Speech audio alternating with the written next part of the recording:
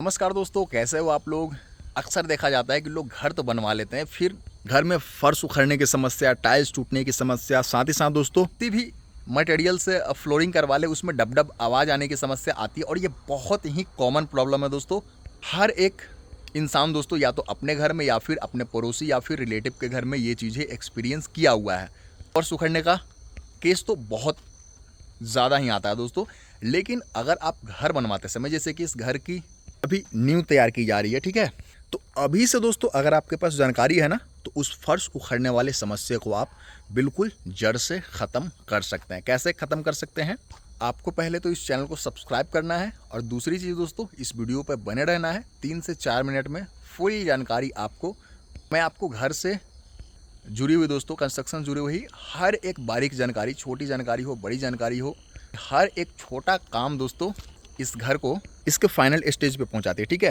किसी भी स्टेप में आप गलती करते हैं तो आपको खामियाजा उतना ही ज़्यादा भुगतना पड़ता है। दोस्तों सबसे पहले बात कर ली जाए आखिरकार फर्श में आवाज़ या फिर फर्श उखड़ने का जो कारण है वो क्या है। आप देख सकते हैं ना, यहाँ पे पहले कारण जान लीजिए और उसके बाद दोस्तों उससे बचने का तरीका भी जान लीजिएगा। दोस्तों अगर आप इस तरीके से ब्रिक वर्क करवा लिए हैं, जो ईंट की जुड़ाई हो दोस्तों, बिल्कुल मिट्टी पे अगर स्टार्ट कर देंगे ना, एक चीज़ याद रखिए दोस्तों, अगर यहाँ पे बीम नहीं देते, नीचे में अगर ग्राउंड बीम आप नहीं देते हैं ना, फिर भी दोस्तों फर्स्ट लेवल पे एक बीम आपको देना होगा, क्योंकि इस वाले कॉलम को उस वाले कॉलम के साथ एक टाई बीम के सहारे जोड़ना भी है आपको। लेकिन दोस्तों इसके ऊपर में जितना भी लोड आएगा ब्रिक वर्क का, ईंट का, उसको तो दोस्तों ये वाला बीम आराम से झेल लेगा दोस्तों। लेकिन इसके नीचे वाला जो ब्रिक वर्क है, अगर बीम ना दिया जाए तो उसके इसमें क्या होगा दोस्तों कि ये मिट्टी धंसेगी, ये ब्रिक वर्क भी धंसेगा। अंदर का जो मिट्टी का लोड है दोस्तों ब्रिकवर्क को, कि घर के अंदर दोस्तों प्लिंथ बीम यहाँ दिया जा रहा है, इस लेवल पे घर बनाया जा रहा है, ठीक है। बाहर में तो इस लेवल पे मिट्टी नहीं है, तो एक तरफा लोड दोस्तों दीवार को ढकेलता है। एक सस्ता उपाय भी बताऊंगा, वीडियो पे बने रहिए। और ऐसे में दोस्तों दीवार क्रैक करता है, मिट्टी नीचे से खाली होकर बाहर की तरफ आती है दोस्तों, अंदर जगह बनता है, आवाज़ करना स्टार्ट होता है। अगर टाइल्स वगैरह लगा लिया तो टाइल्स में आवाज़ करना या फिर टाइल्स में क्रैक्स आना इन्हीं वजह से, इन्हीं कारण से दोस्तों होता है। अब बचने का सही तरीका और एक सस्ता तरीका, दोनों ही तरीका बताने वाला हूँ। चैनल को सब्सक्राइब दोस्तों कर ही लीजिए, बहुत इंपॉर्टेंट जानकारी, घर बनाने से ज़रूरी जानकारी आपको इसी चैनल पे मिलने वाली है, बिल्कुल मुफ्त में। तो चैनल को सब्सक्राइब करके तो वीडियो को एक लाइक भी दे दीजिए, ताकि हम ऐसे ही मोटिवेटेड रहें और अपना काम आप तक पहुँचाते रहें और आप उसका फ़ायदा लेते ही रहें।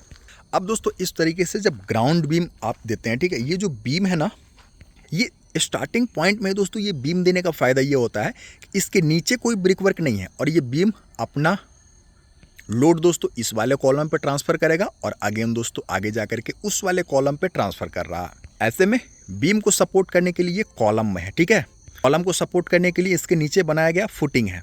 और दोस्तों बीम के ऊपर में जितना भी ब्रिक वर्क करेंगे ना, सारा का सारा लोड बीम पे आएगा, और बीम अगेन दोस्तों लोड को कॉलम में ट्रांसफ़र कर देगा। और इसमें कोई भी क्रैक्स आने के चांसेस नहीं है दोस्तों, चूंकि इनको नीचे सपोर्ट करने के लिए बीम है दिया गया है। वो वादा के मुताबिक दोस्तों एक सस्ता उपाय भी आपको बताना था, क्योंकि बीम बनाने में खर्चा बहुत ज़्यादा होता है दोस्तों। जैसे कि यहाँ देख सकते हैं, ग्राउंड बीम और प्लिंथ बीम के बीच में दोस्तों 1.5 फीट का ब्रिक वर्क किया गया है। एक नीचे भी बीम है, एक ये प्लिंथ बीम है, ठीक है, इसके ऊपर फर्श बनाया जाएगा, ठीक है ना। दोनों के बीच का जो डिस्टेंस है दोस्तों, एक नीचे वाला बीम है, एक ऊपर वाला बीम है, ये डिसाइड करता है कि आपको यहाँ बीम देना जरूरी है या फिर आप। दोस्तों एक ऐसा भी केस रहता है जिसमें मात्र 2.5 इंची का, आप देख सकते हैं दोस्तों, यहाँ पे प्रॉपर जो बीम बनाया जा रहा है ना, एक केस भी बताने वाला हूँ दोस्तों, जिसमें आपको इन बीम डालने की आवश्यकता नहीं पड़ेगी दोस्तों, आपको सरिया वगैरह लगाने की आवश्यकता नहीं पड़ेगी, मात्र डीपीसी 2.5 इंच का करके आप अपना काम कर सकते हैं। जैसे कि 1.5 फीट का दूरी है दोस्तों, ये बहुत ज़्यादा दूरी नहीं होता, ठीक है। यहाँ पे आपने अगर बीम दिया हुआ है दोस्तों 1.5 फीट पे, ऑप्शनल है, अगर आपने बीम दे दिया है बहुत अच्छी बात है, ये आपकी मजबूती को बढ़ाएगा ही, लेकिन इन्वेस्टमेंट इससे बढ़ जाएगा, ठीक है।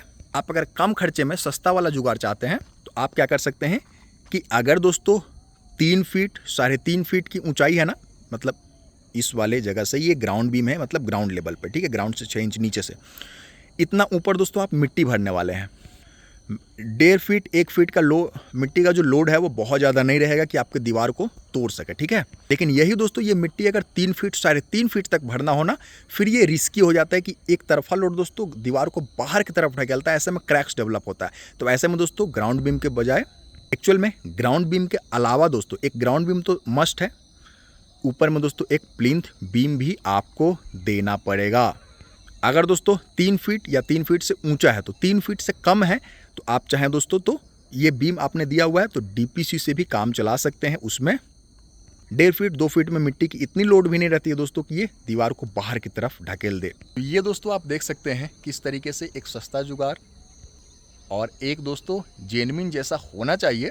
ज़रूरत से ज़्यादा पैसे खर्च करने से आपका घर बहुत ज़्यादा मजबूत हो जाएगा, ऐसी कोई बात नहीं है। तरीके से जहाँ पे जिस चीज़ की आवश्यकता है बस आप देते जाइए, आपका घर ऑटोमेटिक जो है वो मजबूत हो जाएगा। दोस्तों अगर आप सही समय पे सही डिसीजन लेते हैं ना, बहुत सारे पैसे की बचत भी कर पाएंगे और अपना घर भी मजबूती से बनवा पाएंगे। फिर मिलते हैं, चैनल को सब्सक्राइब कर लीजिए। नमस्कार, धन्यवाद।